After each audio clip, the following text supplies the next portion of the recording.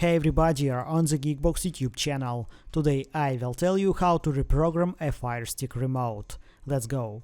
Remove the batteries from the remote control.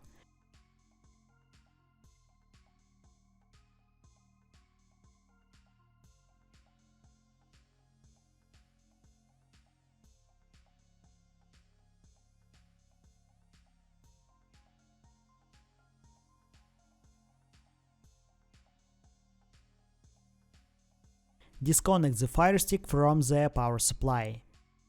Connect the Firestick to the power supply. Install the batteries in the remote control.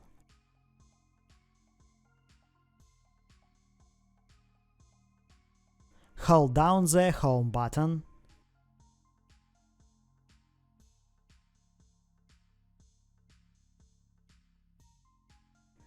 Release when the remote control flashes blue. Done. That's it. Now we know how to reprogram a Firestick remote. Thanks for watching. Please like and subscribe to the channel. Good luck and see you soon.